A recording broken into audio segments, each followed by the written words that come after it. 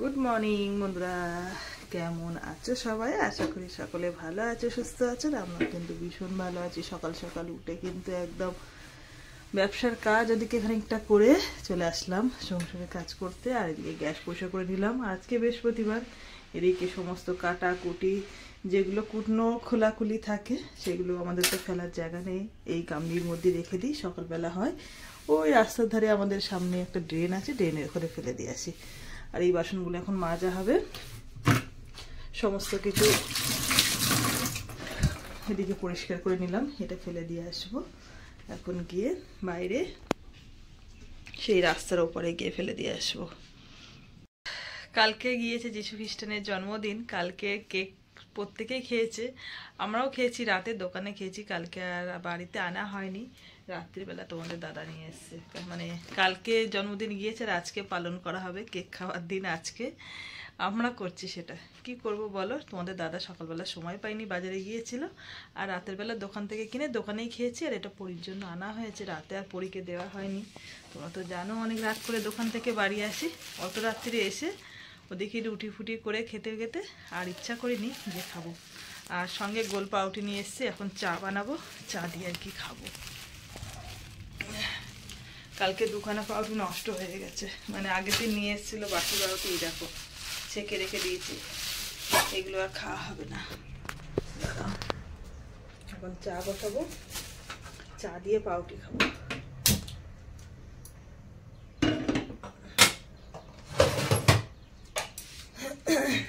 অনেক কাজ রয়েছে পড়ে, আজকে দেরি হয়ে গেছে উঠতে, কাজও রয়েছে পড়ে। একটু চাটা খেয়ে নিয়ে একেবারে কাজে হাত দেবো।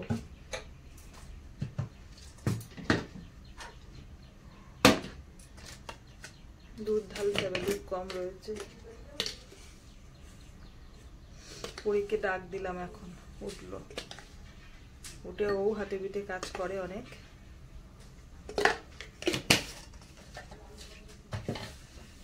একটা মেয়ে থাকলে যেমন মায়েদের সুসার হয়, একটা ছেলে থাকলেও কিন্তু বাবাদের সুসার হয়। তোমাদের দাদা এই যে একা একা একা বেশ মানে বাইরে অনেকটা যে কাজ সামলায়, ওর একটু কষ্ট হয়, অসুবিধা হয়, বুঝতে পারি। একটা ছেলে থাকলে ওর একটু মানে কি বলবো, সাইডে যেগুলো টুকিটাকি কাজ থাকে সেগুলো একটু হেল্প করতে পারতো। আর পরি যেহেতু মেয়ে, বুঝতেই পারছে, বাড়িতে থাকে, ও কিন্তু আমার অনেক হেল্প করে দেয়। সেটা আমি বুঝতে পারি যে একটা মায়ের কাছে একটা মেয়ের কতটা মানে সাপোর্ট, আমি অনেক বুঝতে পারি। অনেকটাই ও কিন্তু আমার কাজে সাপোর্ট করে দেয়। বাবা হাওয়া আসছে, দরজাটা দিয়ে দিই।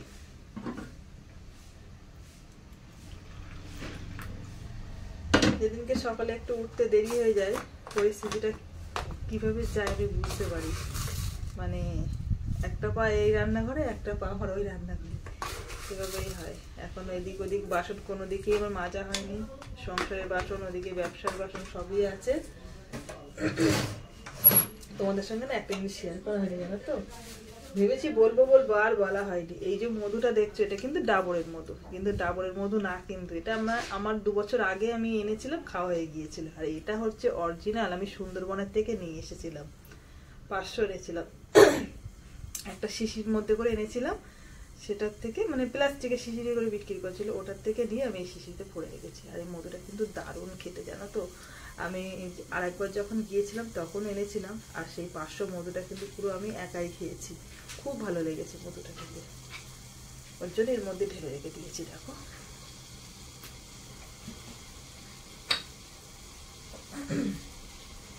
ডাবরের মধু আলাদা খেতে, আর এই মধু পুরো সম্পূর্ণ আলাদা খেতে। তো চলো চাটা বানিয়ে নিই, তারপরে আবার খাওয়া দাওয়া সেরে তারপরে আসবো তোমাদের সাথে। সারাদিন তো রইলো পরে দিনটা, তাই না?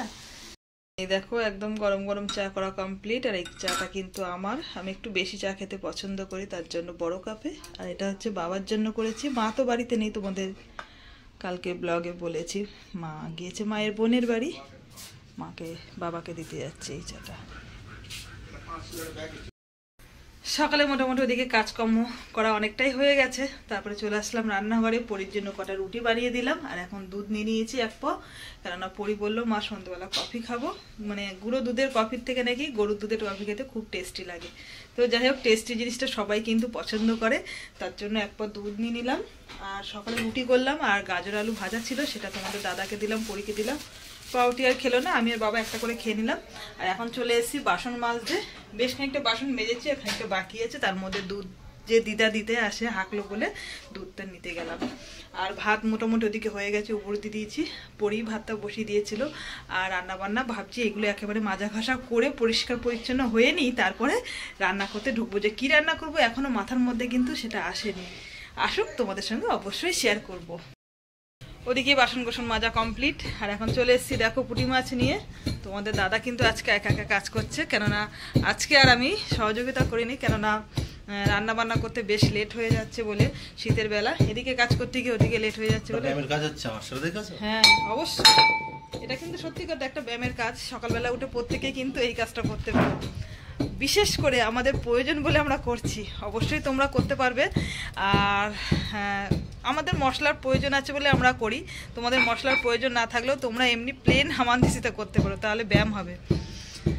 শীতকালে যাদের গা গত ব্যথা হয় না, একবার করে দেখতে পারো, অবশ্যই তোমাদের গা গত ব্যথা হবে। আমার তো খুব ব্যথা করে, কিন্তু কি করব বলো, উপায় নেই তো, হাসি মুখে সব কিছুই করতে হয়, কেন এটা আমাদের খুবই প্রয়োজন। সকালবেলা উঠে মশলা বাড়ি না দিলে কিন্তু আমাদের ব্যবসার কাজ শুরু হবে না, এটাই প্রথম দিয়ে মানে প্রথম কাজ বলতে পারো। আদা রসুন লঙ্কা থেতো করে তারপরে তো মশলাটা বানাতে হবে, তারপরে তো তরকারিটা করতে হবে, তারপরে তো আমাদের দোকানে যেতে হবে। তো যাই হোক, অনেকটাই গল্প করলাম, চলো মাছগুলো কেটে নিই, আর মাছগুলো দিয়ে কী রান্না করবো তোমাদের সঙ্গে অবশ্যই দেখাবো।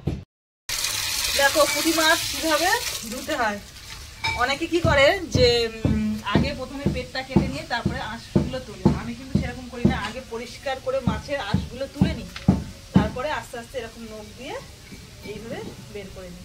যেহেতু ছোটো মাছ তো এটা বটি লাগবে না, এটা হাতেই হয়ে যাবে। আর একদম যখন মাছগুলো এনেছিল না, একদম পুরো টাটকা এরকম করে লাফাচ্ছিল, আমার দেরি হয়ে গেছে কাটতে, সেই কারণে মাছগুলো সব মরে গেছে।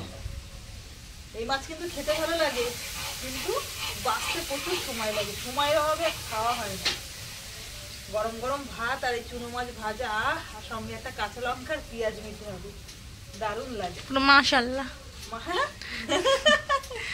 মাশাআল্লাহ। মাছ কেটে ধুয়ে বাছা কমপ্লিট, এখন ভাজা বসিয়ে দিয়েছি, কড়কড় করে ভাজবো। আর এদিকে বেশ খানিকটা আছে, চিন্তা ভাবনা করছি যে সব করবো কিনা, আর কিছুটা রেখে দেবো কিনা, মানে রান্না করছি আর ইনকাম করছি, দেখা যাক লাস্ট পর্যন্ত কী হয়। আর এদিকে দেখো যে চচ্চড়িটা করবো, সব রকম সবজি কেটে নিয়েছি। সবজিগুলো একটু মানে বয়স হয়ে গেছে, যেহেতু সপ্তাহে একদিন বাজার করে রবিবার দিনকে। ফুলকপি আছে, তোমার হচ্ছে কাঁচা টমেটো আছে, এই যে বরবটি আছে, আলু আছে, আর এইগুলো হচ্ছে মূলো।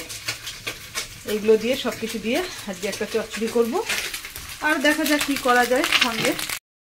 এদিকে মোটামুটি আমার চচ্চড়িটা হয়ে এসছে, আর চচ্চড়িটা একদম কিন্তু পুরো ঘেঁটা ঘেঁটা করেছি, শুকনো শুকনো। শীতের সবজির চচ্চড়ি কিন্তু বেশ দারুণ লাগে। একটু চিংড়ি মাছ করলে আরও টেস্টি হতো, যেহেতু চিংড়ি মাছ না চুনো মাছ। আর এদিকে এই বাটা মাছগুলো যেগুলো ছিল একদম শুকনো শুকনো ঝাল করছি, মানে ঝাল চচ্চড়ি যাকে বলে, শুকনো শুকনো করবো আজকে। এই হচ্ছে মেনু দুপুরে।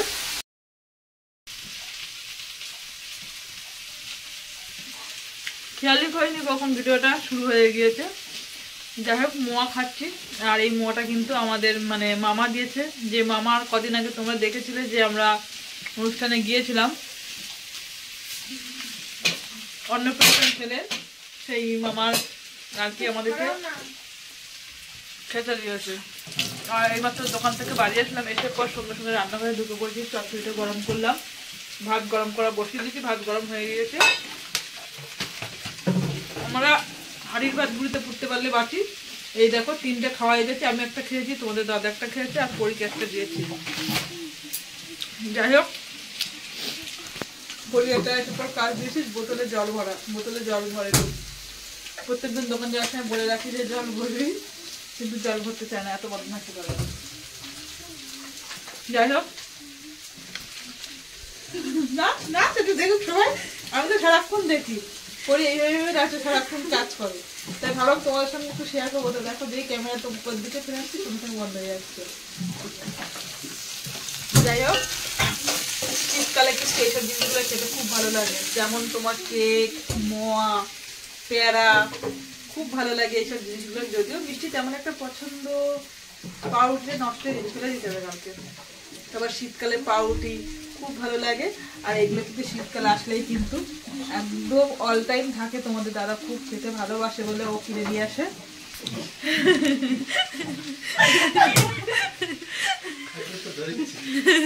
দৌড়লে কি হবে, সবাই দেখতে পেয়েছে।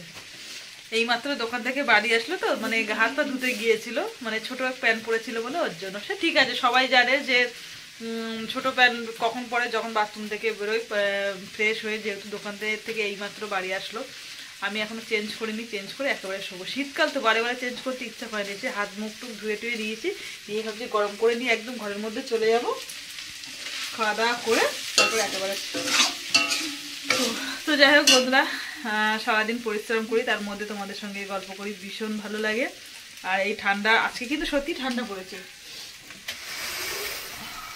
তো চলো বন্ধুরা, আজকে ভিডিওটা আমি এখানেই শেষ করছি। সারাদিনে আমার এই ব্লগটা তোমাদের কেমন লাগে বা লাগলো অবশ্যই তোমরা জানাবে। ঠিক আছে, চলো আজকের মতন সবাইকে গুড নাইট, টাটা।